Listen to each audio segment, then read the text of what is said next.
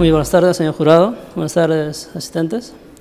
El día de hoy voy a presentar un trabajo de investigación que es producto del desarrollo de mi tesis de maestría en la Universidad Nacional de Ingeniería.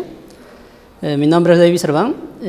Mi asesor fue el ingeniero Frei Saraya Poicón y el doctor Jaime Luyo Kwon.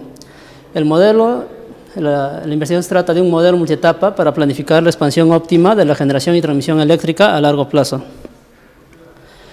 El contenido de esta presentación lo he resumido en 5 puntos. He preparado mi presentación por unos 25 minutos aproximadamente.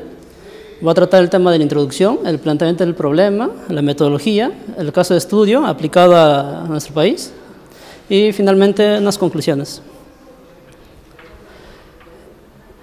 Bueno, a lo largo del sector eléctrico, uno de los planteamientos que siempre se busca responder es cómo expandir el sistema eléctrico ante el crecimiento de la demanda eléctrica. Entonces, se ha venido desarrollando diferentes variedades de modelos que buscan responder las siguientes preguntas, ¿no? ¿Cuánto invertir? ¿Qué características deben tener? O sea, el tamaño, la tecnología de unidades de generación, de transmisión, y dónde se deben ubicar geográficamente.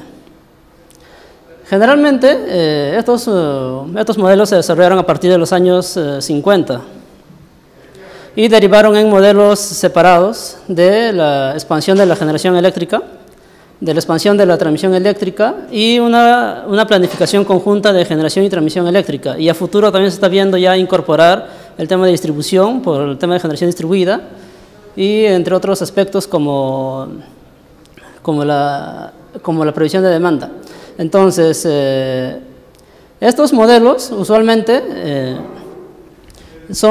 tienen un montón de características, se pueden planificar para un año único en objetivo, pueden ser multietapa, se consideran flujo de potencia AC, DC, se modela las hidroeléctricas, las renovables. Entonces, en base a ello, de una revisión bibliográfica, he revisado alrededor de 20 artículos científicos indexados.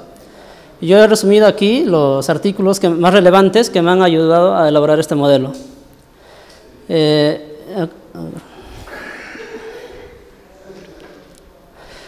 principio, los modelos multietapa son básicamente una evaluación de año a año de qué unidades de generación hidroeléctrica, térmica, eólica, solar debe ingresar. Si ingresar de acá a 2 años, de acá a 4 años, 5 años. Y hay modelos que son de año único, que representan menor complejidad computacional y se evalúa, digamos, el horizonte, el año 2020, el año 2026, el año 2040. En cuanto a flujo de potencia, casi todos los artículos usan el flujo de potencia DC, que es solamente modelar la potencia activa, no modelan la potencia reactiva por un tema de complejidad matemática. Igualmente, la confiabilidad ante salida de algún equipo, ver cómo afecta, si hay sobrecostos en cuanto a energía no servida. Hay un modelo de costos fijos que es anualizado, hay un modelo de costos totales, o sea, hay una variedad. El factor de disponibilidad, vamos si lo evalúan.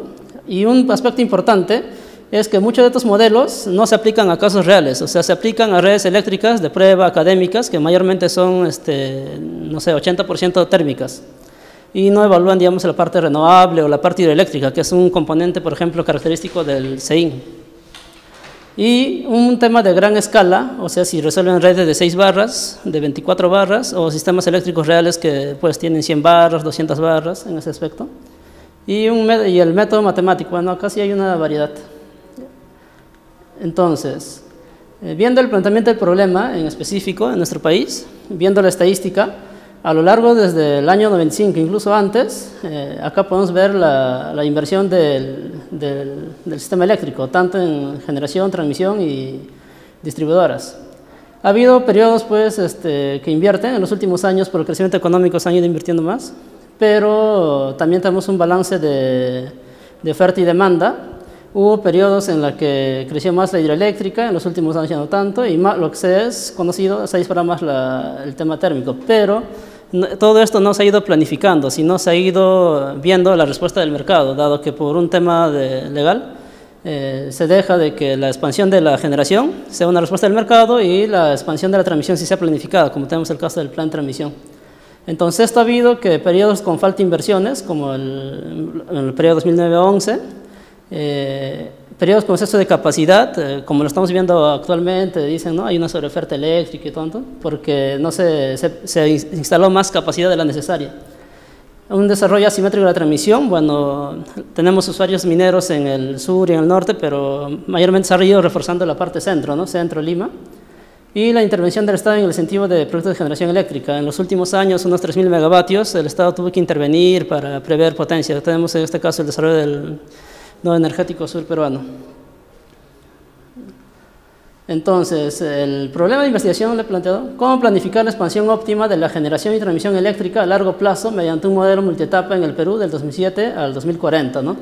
Para eso estoy previendo, tengo, digamos, cargas mineras, aparte de las ciudades, y tengo oferta de generación. Todo esto de acá son proyectos que podrían ingresar a futuro, ¿no? De acá a 5 años, 10 años. ¿Cuál de estos proyectos yo debo seleccionar para atender esta demanda eléctrica a largo plazo? Y en estas tecnologías podemos ser hidroeléctrica, no sé, ir por eólica, ir por solar, ¿no? O seguir poniendo más diésel o térmica, hay un sinfín de posibilidades. Entonces, el objetivo de esto pues, es justamente planificar cuál debe ser la expansión óptima, o sea, puede usar modelos de optimización. Y en los específicos, ¿qué variables he considerado? He considerado evaluar los costos fijos, que vienen a ser los costos de inversión, y operación y mantenimiento, y los costos variables. Todas las tecnologías tienen diferente costo variable, que sería básicamente el costo variable de combustible, ¿no? Y luego otro, tenemos las restricciones físicas de operación. Tenemos de que una tecnología a veces está restringida por el tema de la transmisión, entonces también tiene que expandir una nueva línea para poder transmitir energía a los usuarios finales. Y finalmente, ¿cómo debo seleccionar los proyectos de generación y transmisión de una bolsa de diferentes proyectos en base a estas variables, ¿no? ¿Cuáles deben ser óptimos para el crecimiento del país? La metodología. El modelo, para ello, en base a mi revisión bibliográfica, he empleado el modelo de Mixed Interlinear Programming, o programación lineal entera mixta, que es un modelo matemático de optimización. Debido a la complejidad matemática, he tenido que aplicar descomposición de Benders y también he integrado un modelo de evaluación de confiabilidad. Para implementar el modelo, he usado para lo que es procesar data, alimentar los datos de entrada, Excel, pero ya el modelo en sí está implementado en Python, que es un lenguaje de programación. He empleado la librería Pyomo, que es un lenguaje algebraico, similar a GAMS, que es popular. He usado la librería Pandas para hacer diversos cálculos matriciales. El solver matemático se puede integrar con diferentes solvers como Simplex, Gurobi o también software libre como CBC. En este caso yo he empleado el Gurobi porque tengo una licencia académica que he gestionado a lo largo de mis estudios. La caracterización del sistema de como modelo, básicamente la resumo en el tema de la demanda, la generación y la transmisión. Estas son las variables principales que entran al modelo. En cuanto a demanda, está en potencia. Cuando tenemos a lo largo del año, la demanda, si lo vemos cada 15 minutos, es desordenada. Entonces, esta de acá tenemos que caracterizarla. Por ello, he aplicado curvas de duración para representar bloques horarios que caractericen a la demanda. He diferenciado en bloques horarios de día y de noche. ¿Por qué? Porque en el bloque horario de día, esta va a intervenir justamente con la producción de energía solar. Y en la noche voy a castigar la energía solar para que no produzca. He hecho diferentes estaciones porque en el país tenemos un periodo de estiaje, en donde el factor de disponibilidad baja la disponibilidad de la generación hidroeléctrica. En cuanto a generación, como mencionaba, hay diferentes tecnologías, hidráulica, carbón, residual, gas natural, ciclo simple, ciclo combinado y a diésel, ¿no? Cada una tiene diferentes costos de inversión, que representan un diferente costo fijo, que es la línea azul, pero por contraparte también tiene unos costos variables. Si nos damos cuenta, la hidráulica no tiene un costo variable significativo, pero su costo fijo es el más alto. Y viceversa, diésel un menor costo fijo, pero tiene un mayor costo variable. Entonces, lo que buscamos acá en la optimización es encontrar cuál debe ser el punto óptimo, el mix de tecnologías que debemos expandir para tener un precio razonable. En cuanto a la transmisión, básicamente la variable es la capacidad de transmisión, cuánto se puede transmitir, su parámetro eléctrico, X, y for su tasa de salida de confiabilidad. Bueno, ya entrando a la parte del desarrollo de modelo, yo he elaborado mi modelo, como mencioné, en base a un modelo de optimización. En este caso, mi función objetivo es minimizar un costo fijo y un costo operativo. El costo fijo está relacionado con una anualidad de inversiones. En este caso multiplico el costo fijo de cada unidad tecnológica por su potencia nominal. Eso me va a dar el monto de inversión. Y X es una variable entera de decisión, que si es 0 no entra, si es 1 entra. Y igualmente, esa es la parte de generación y esta sería la parte de transmisión, que serían los costos fijos de la transmisión y por una variable de decisión. El costo operativo es similarmente a un modelo de despacho, que es básicamente multiplicar el costo operativo de cada unidad tecnológica, o en otras palabras, su costo variable, por su potencia, tanto para generar candidatos a futuro, por generadores existentes. Y adicionalmente, finalmente le sumo el tema del costo de energía no servida. El P vendría a ser la potencia que no se atiende, esto generaría un sobrecosto. Lo ideal sería de que esta última variable sea 0.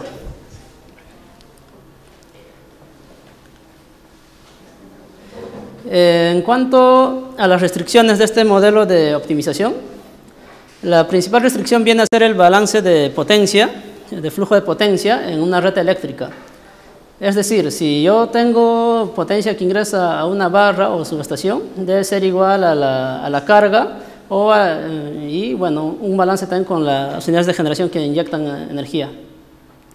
Otra restricción es que los flujos que pasen por cada línea, bueno, sea menor a su capacidad efectivamente. Estos de acá son los flujos. Y en el caso de unidades que se van a expandir, o sea, en unidades de transmisión futuras, está multiplicada por su variable de decisión, igualmente para unidades de generación candidatas. Algo que acá muchos papers a nivel internacional no consideran es el factor de disponibilidad. Solo he encontrado como 3 artículos científicos que hacen esta consideración, justamente para modelar centrales eólicas y centrales solares. Yo he adaptado eso también para, aparte de modelar la eólica y solar, a la hidroeléctrica. En el caso de que tengamos un estiaje, en las centrales con embalse, este factor de disponibilidad de la hidroeléctrica no baja demasiado, baja 0.7, 0.8. En este caso lo saqué, por ejemplo, de la central Mantaura en base a estadísticas de operación. Y por una central hidroeléctrica pasada sí es bien apegada, que no tiene embalse. Entonces, esto hace que cuando yo lo integre con mi captación de la demanda, como modelo también estaciones, cuando es afectada por falta de visibilidad, haga que en el despacho no entregue más capacidad, o sea, no entregue mayor energía de su capacidad nominal, ¿no? A ver. Finalmente, también tengo las restricciones de transmisión. Esta viene a ser la segunda ley de Kirchhoff, de que el flujo de potencia debe ser igual a la sustancia por la diferencia de ángulos en cada barra. Aquí estas es para unidades existentes, y para unidades candidatas tuve que aplicar un factor disyuntivo. Bueno, esa es ya una parte más de una resolución matemática en cuanto a modelos de optimización, y las variables de decisión de que una vez ingresa un proyecto debe mantenerse hasta el final del periodo. Algo importante que mencionaría es que en la ecuación de flujo de potencia, cuando analizamos potencia activa y reactiva, se usan estas ecuaciones. Esto vendría a ser un modelo de flujo AC. Para los modelos de expansión he revisado de que no se usa mucho, se modela más la parte activa, que sería un flujo de potencia DC. La razón principal es dado que esta cantidad de variables, cuando evalúas un sistema real, puede llegar a miles, a 100.000 variables, 60.000 variables enteras, y con AC se dispararía un poco más, entonces eso hace que se eleve mucho la complejidad, y por eso es que se opta por un modelamiento de C. Ahora, el método de Benders está explicado en mi artículo en el anexo A2, A6. A medida que fui elaborando el modelo, encontré unas restricciones del modelo determinístico, ¿no? Entre ellas es que la cantidad de variables binarias, que es justamente la cantidad de proyectos a decisión que van a entrar al modelo. A medida que incremento esto, el tiempo de cálculo, por ejemplo, cuando lo apliqué para una red de 6 barras, que es una red académica, es solamente 1 segundo, 2 segundos, pero ya cuando quiero evaluarlo, digamos, el SEIN con 100 barras, este tiempo de cálculo se dispara a 20 horas, 30 horas de cálculo, y es excesivo, ¿no? Entonces, otro tema también influye la topología de red eléctrica, la cantidad del dimensionamiento del sistema eléctrico de potencia, y la cantidad de años que se van a evaluar, si es 5 años, 10 años, 20 años, eso eleva la complejidad matemática, más que nada la complejidad computacional. Entonces, para ello he aplicado un método de descomposición de Bender, que me ofrece una de estas ventajas, ¿no? Un menor tiempo de cálculo, hay la posibilidad de integrar un modelo de despacho más elaborado, como el que se usa en Perú, que es el Perseo, integrar la red hídrica. Estas dos últimas no lo he elaborado, es, digamos, una recomendación que se puede seguir investigando. La posibilidad de integrar modelos de confiabilidad, eso también sí te permite evaluar justamente el problema de operación económica.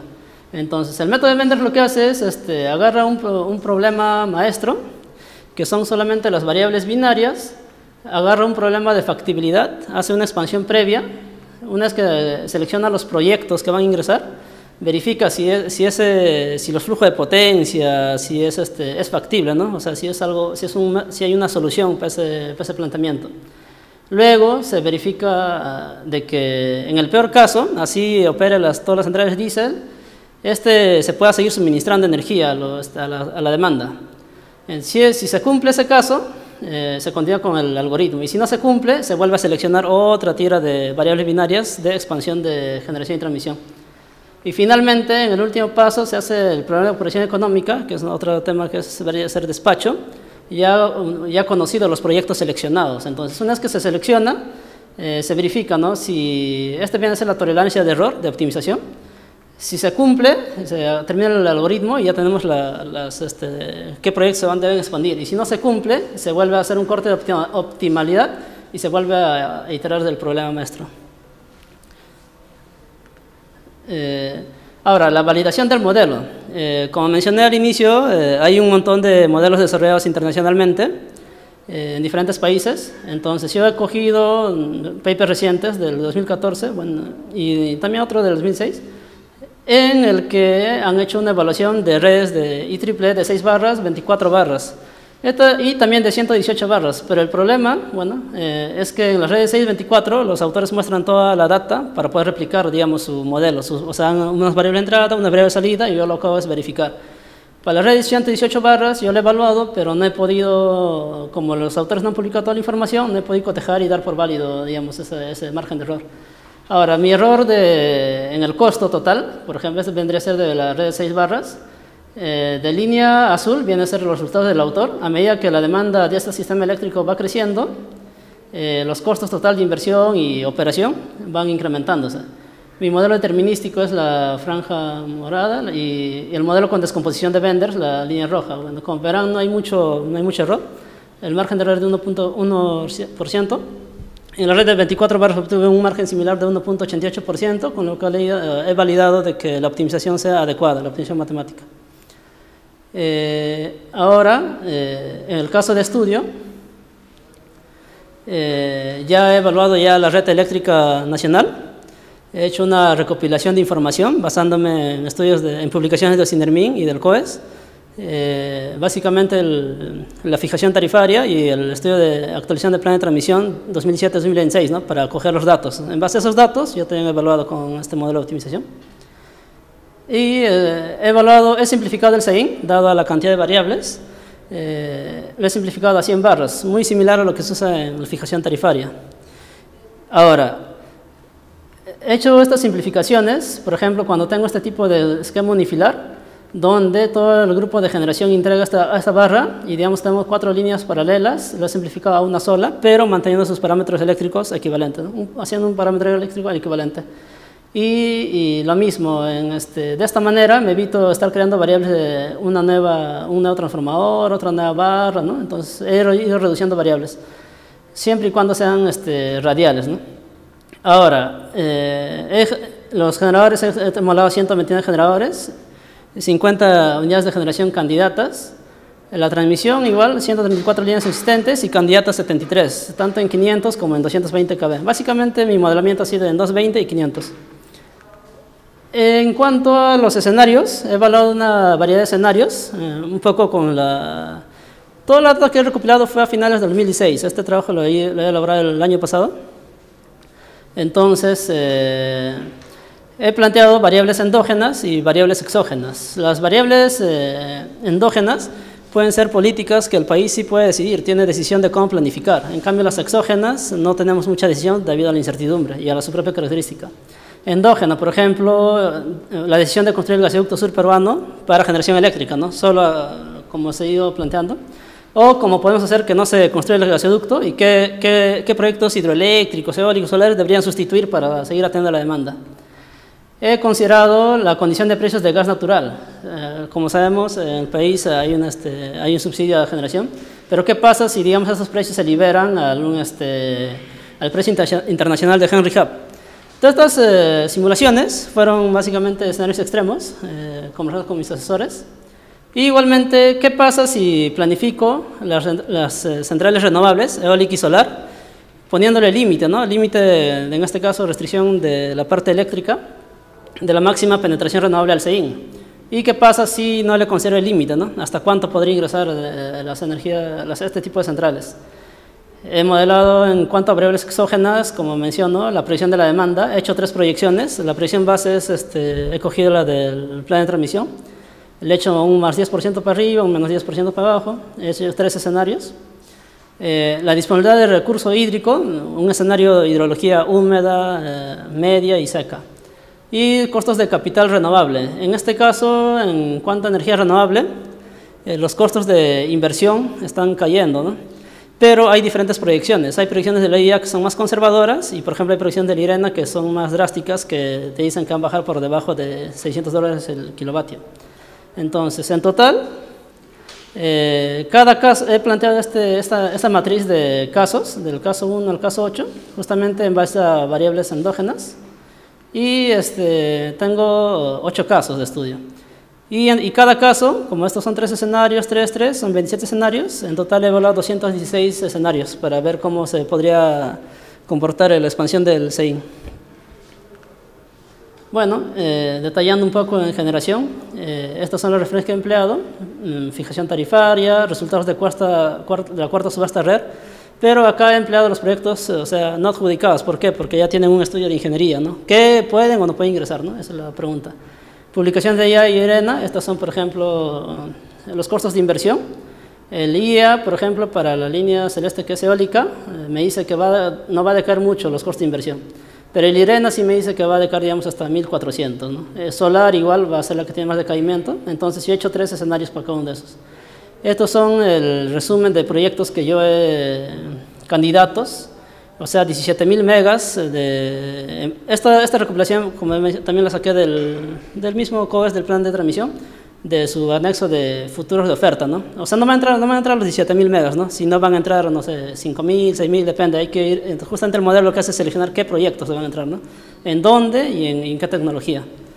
Entonces, las variables económicas que he considerado son estas: los costos de inversión de diésel, gas, hidroeléctrica, eólica y solar, que están en un rango de acuerdo a ese escenario, los costos de operación y mantenimiento y la duración en años. Algo acá importante es que cuando haces la anualidad, con estas variables uno puede sacar su costo fijo equivalente, ¿no? Del costo de inversión. Bueno, en transmisión he considerado el plan vinculante y los proyectos comprometidos, dado que ya están en curso. No puedo, digamos, para los próximos años, pero ya los resultados que presenta el COES, eso sí yo lo he puesto a decisión, ¿no? Yo también he planteado otros proyectos de la visión a futuro que podría tener el plan de transmisión. Los costos de inversión, he usado también el plan de transmisión, los mismos costos. Como menciono, todo esto ha sido un caso aplicativo para ver cómo se comporta el modelo de evaluación del CEIN. Finalmente, la demanda.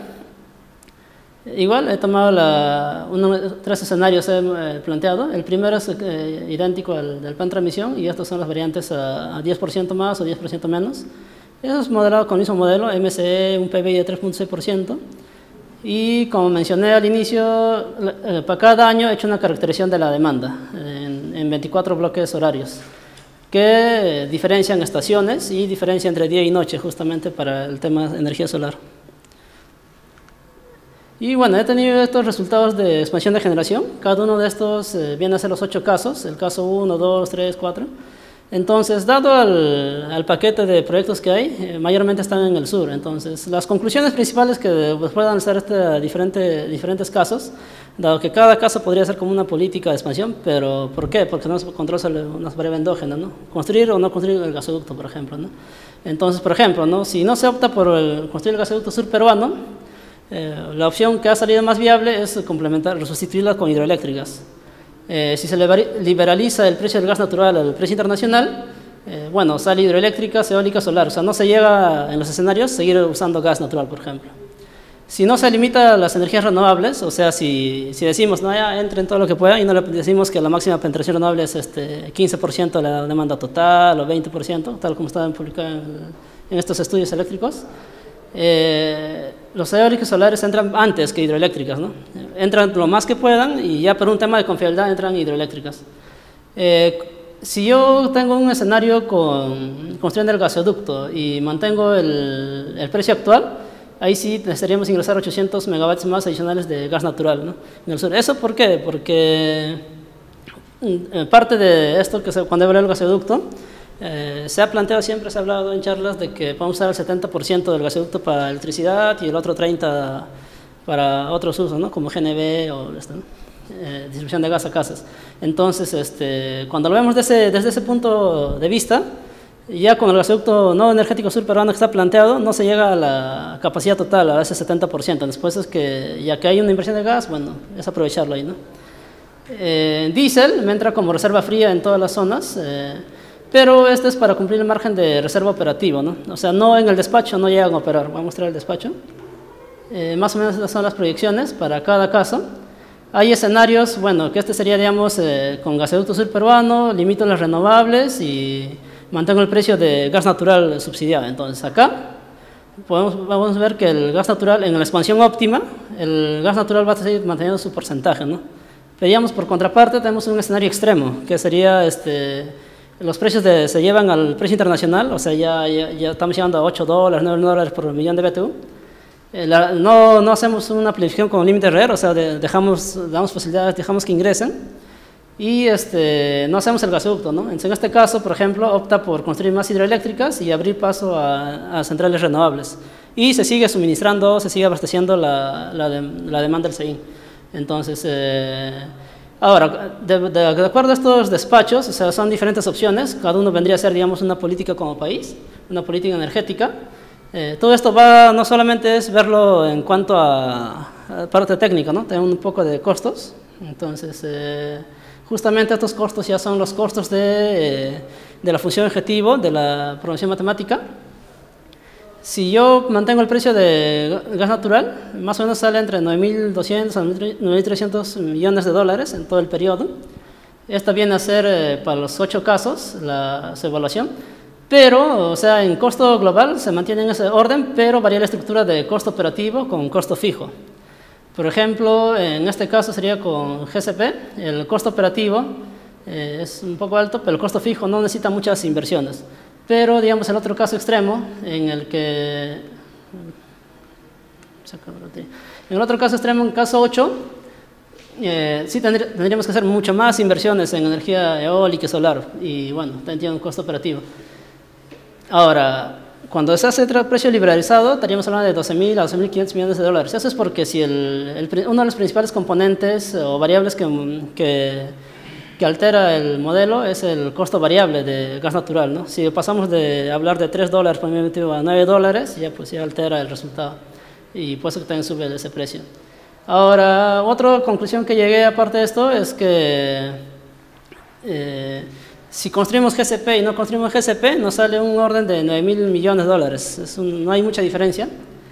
Pero acá no estoy considerando el costo de la construcción del GCP, que son 7.000 tantos millones, claro, tres habló presente, ¿no? Pero si le aplicamos el tema de una parte es para electricidad y otro para otros usos, claro, estaríamos hablando de 4.000, entonces ahí podemos ver que hay alternativas a suministrar electricidad sin depender, por ejemplo, del gasoducto sur peruano, ¿no?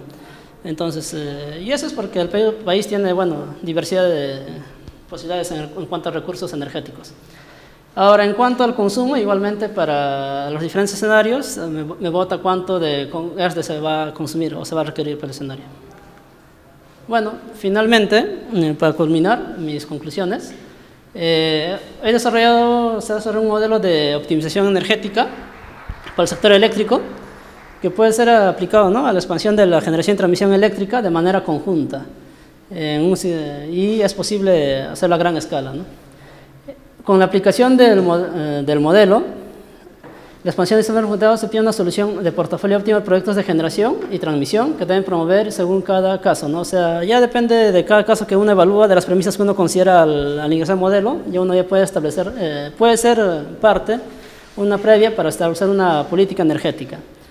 Un aporte de este trabajo es que, bueno, este modelo nos ayuda a analizar y definir políticas, ¿no?, como estaba mencionando, y finalmente, ya es tanto una recomendación. Este tipo de estudio de planificación de la generación, que actualmente no se hace en el país de forma periódica, pero sí hacemos transmisión, deberíamos hablar de manera conjunta, ¿no?, y verlo en incertidumbres futuros y hacerlo de forma periódica para dirigir bien las riendas del país. Bueno, es todo. Muchas gracias.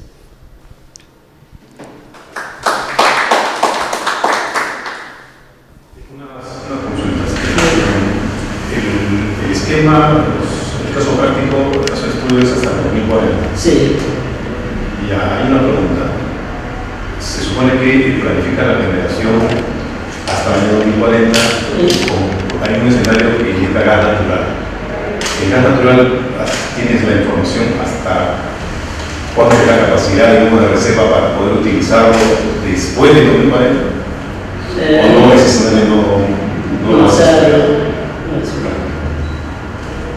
en cuanto al gas, ¿no? O sea, yo al momento de... Es finito. Es finito, sí, es finito, ajá. Lo que he hecho es ver en una publicación cuánto es el global de gas disponible. Tenemos el ratio de cada unidad de generación a gas natural, tanto ciclo simple o ciclo combinado, y con ese ratio ya uno puede establecer el límite de cuánto de máximo puedes establecer en todo ese periodo de gas natural, ¿no? Y eso es justamente, estos son los límites que he considerado. Para gas natural, máximo 1000 megavatios más adicional, ¿no?, en el sur, si es que hay gasoducto sur peruano. Otra pregunta. Los resultados que se dan sobre él, mencionas norte, centro, sur, Lima, sí, y el tipo de tecnología, pero no los proyectos específicos. O sea, los proyectos específicos no se muestran. No lo he mostrado en... O sea, sí tengo el modelo, sí arroja el resultado porque se analiza por proyecto específico, pero claro, para el tema del artículo, por la limitación de hojas, sí no lo he puesto porque, como menciono, los proyectos específicos son 50 evaluados en candidatos y... El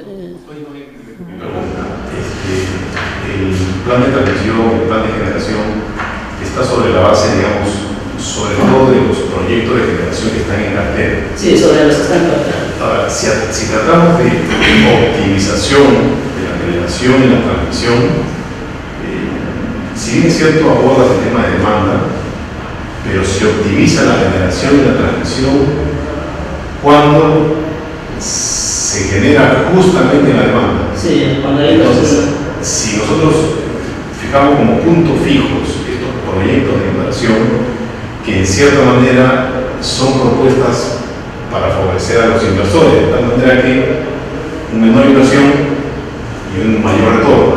Esos son los proyectos que se visualizan. Pero para optimizar la generación tendría que proponerse generación en la demanda. De ahí reduces la transmisión. Esos conceptos no lo has evaluado, ¿no? Sí, o sea, sí eso vendría a ser más como usted entiendo, la parte de la ubicación, ¿no? Claro, la ubicación ya tiene la generación como proyecto. Como proyecto, ajá, y también tengo la ubicación de la... Desde un punto de vista manejamos es alimentar la demanda, casar la demanda con la generación en línea. Sin embargo, ahí no necesariamente saber si en el norte, está en el sur, en Lima. Sí, justamente. Pero la generación está en forma dispersa, entonces, ¿para qué promover esos proyectos que se están alejados de la demanda? Es como optimizo. Sí. Justamente ahí en el modelo, como es una sumatoria, el objetivo que es una sumatoria de costos de inversión y también sus costos de operación de los proyectos, tanto de transmisión como de generación, uno buscaría, ¿no? Me sale conveniente acercar el proyecto a la demanda, pero quién sabe, ese proyecto en esa ubicación tiene un costo variable muy alto, ¿no? Y tal vez me conviene traerlo después de 100 kilómetros en otra parte, que un proyecto que tiene un costo variable muy bajo, como una energía renovable, por ejemplo. Por ejemplo, ya de los resultados que aplica el país, en esta parte sur es conocido que tenemos el potencial solar y también hay potencial eólico en ambas partes, tanto el sur al norte, ¿no? A mí siempre me ha salido más resultados por esta zona, en el sur, y tirar corredores de transmisión para llevarlo a Lima, ¿no? Que es uno de los focos de demanda. ¿Por qué? Porque o sea, tanto eólico solar tiene un elevado costo fijo, digamos, hace 3 o 4 años atrás, pero ahorita ya se ha vuelto un tanto competitivo, ¿no? Pero a futuro se proyecta que va a seguir cayendo, ¿no? Entonces, digamos eso, y no sé, yo lo pongo acá en Lima, un caso hipotético, ¿no? Una diésel, ¿no? Está justamente cerca a la demanda, ¿no? Pero la diésel tiene un costo elevado, ¿no? De $200 el megavatio hora versus un $0 por megavatio hora. Entonces, ahí, por ejemplo, en ese caso, sí nos convendría trasladar justamente con la transmisión, ¿no? Un proyecto, digamos, eólico, solares, ¿no? Un ejemplo, ¿no? O sea, un ejemplo práctico de lo que comentan de la optimización creo que es el de traer las centrales térmicas a gas a Chica, ¿no? Un óptimo económico de las tuberías de gas con las redes eléctricas hacia la carga que sería Lima, ¿no? Claro, pero hay un tema, claro, en el caso del gasoducto, es cierto, es lo que se ha hecho, ¿no? En Chilca está cerca la demanda a Lima y es un costo variable no muy elevado como una diésel o carbón. Sí, se puede plasmar, pero depende de cómo uno plantea, digamos, las premisas de evaluación también, ¿no? Claro, por decir, como variable endógena, no sé si lo has abordado, la generación distribuida, ya se viene, en Chile ya está reglamentado, en Colombia está reglamentado, en la actualidad se está reglamentando. Esos aspectos tampoco no están como variables. La generación distribuida sí no está considerado, pero sí es justamente cuando he hecho mi revisión bibliográfica de modelos, he encontrado un paper que sí lo hizo, pero hay un tema ya de la parte de matemática que incrementaba la complejidad. Entonces, solo lo han probado ahorita en redes de 24 barras, o sea, redes pequeñas, ¿no? En un sistema real todavía no ha sido probado, pero digamos, es una de las recomendaciones que se podría seguir investigando, ¿no? Como menciono, es un trabajo de investigación y se puede ir mejorando. Ahora, ¿por qué no lo evalué, digamos, en mi modelo, ¿no? Cuando lo planteé, ¿no? Porque, claro, la generación distribuida va a entrar, pero todavía no va a entrar a un porcentaje de 50% o 60% de todo el CI, ¿no? Va a ir entrando periódicamente, ¿no? Entonces, esto me ha enfocado más, digamos, en la situación actual y de acá a unos años. ¿Cuál es la principal conclusión respecto al sistema de transmisión? Del caso evaluado, he encontrado que, dado que el potencial a futuro se encuentra más en la parte sur, se debe reforzar esta zona, ¿no? Hacer un corredor de la parte sur a Lima y al norte. Sí, desde un punto de vista de optimización. Ajá. ¿Cuáles eran las alternativas y qué es lo que se ha optimizado? Los corredores que yo he planteado, aparte de la red de 500 que ya sabemos que está a lo largo de todo he hecho un cerco, tal como en el plan de transmisión, por acá Huallanca, acá, de acá hasta el Endín y acá hasta la Niña Piura, ¿no? Acá también he hecho un refuerzo, un doble refuerzo, digamos, de la parte de acá desde Montalvo hasta Chilca. Y aparte, refuerzos en 220 kV, o sea, si ya tenemos líneas existentes, porque sabemos, ¿no? Que 500 kV, si bien cierto, desde Chilca hasta, no sé, hasta Montalvo, también hay una línea paralela de 220, ¿no? Que se podrían reforzar, ¿no? ¿Cuál sale más conveniente? ¿No? ¿Reforzar o hacer ampliación de 500? ¿no? Bueno, y me ha salido un mix, pero ese mix me ha salido ya asociado a cada caso, ¿no? O sea, para cada caso sí está asociado a un plan de generación. Ahora, ¿por qué? Bueno, no le he reportado eso acá en mi presentación.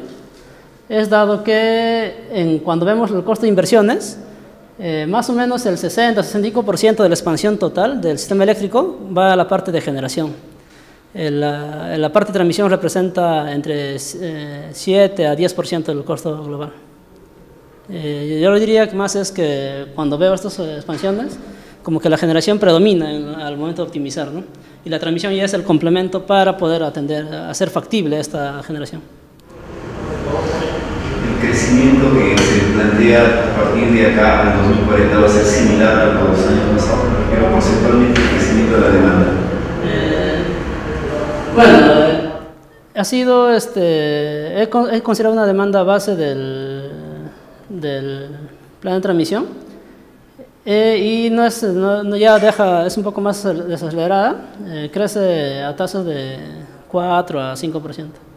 Ahora, digamos en el último periodo, más o menos ¿qué año?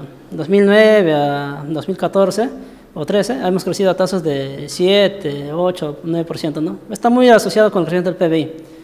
Ahora, eso también nos ha generado un problema, ¿no? Porque en estudios de plan de transmisión anteriores, y bueno, la perspectiva del mercado en esa época, se suponía que seguiríamos creciendo a 6, 7% se esperaba, ¿no?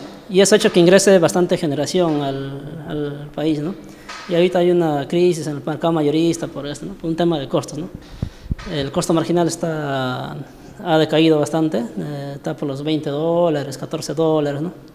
Y lo cual, o sea, también, o sea, si bien es cierto, disminuye el costo a nivel mayorista, pero también eso hace que las inversiones en generación como que se ahuyentan un poco, ¿no? Se desplazan, ¿no? Bueno. Hablando de precios, ¿cómo se visualizan los precios a futuro? En cuanto a precios, este modelo está más asociado a la parte de inversión, pero en cuanto a costos marginales, se puede complementar con un modelo de despacho. O sea, a partir de los resultados que he obtenido, variables, qué proyectos pueden ir, ya se puede usar un modelo de despacho como, no sé, el per se o el SDP y ya sacar costos marginales por barra, ¿no? Usualmente, a nivel internacional, se hace tanto un modelo de expansión de generación-transmisión y un modelo de despacho, son complementarios. Yo he abordado más la parte de expansión, que es relacionada con inversiones. ¿Se considera como una de las variables el crecimiento poblacional? Específicamente en el modelo de optimización no ingresa, pero esa variable poblacional sí ingresa en este modelo de corrección de errores que se usa para proyectar la demanda eléctrica. El modelo que he elaborado ya ingresa una demanda proyectada y tiene que estar desagregada por ubicación geográfica y por bloques horarios, en hora punta, fuera punta. Pero esa parte de previsión de demanda en realidad corresponde a modelos de previsión de demanda. Mi última pregunta sería si felicitarte por la idea de que optimizar va a ayudar a la economía del país, ¿no? Entonces, esta sería una preocupación de COES, más o menos por dónde sería la recomendación de ¿qué entidad sería la que debería encargarse de esta optimización? En este caso, sí, el Ministerio de Energía y Minas, dado que estos modelos de planificación están hechos desde un punto de vista de Estado, ¿no? Como Estado, pues, a partir de la cartera de los recursos que tienes, puedes ir optimizando, proyectos y puedes ir promoviendo, ¿no? ¿Qué tecnologías, no? Ella tiene la decisión de plantear políticas energéticas. Ahora, claro, eso es promoción, ¿no? Porque ya la construcción, ejecución ya va a depender de la parte de inversionista. Ahora, quiero comentar también que también hay modelos paralelos a esto, pero desde el punto de vista del inversionista. Pero claro, también representa mayor complejidad porque hacen un análisis de inteligencia, de teoría de juegos, ¿no? Claro que es algo que se podría también seguir estudiando. Son muy similares a ese modelo, pero tiene otro enfoque, digamos, ¿no? Este enfoque así planteado desde un punto de vista de Estado.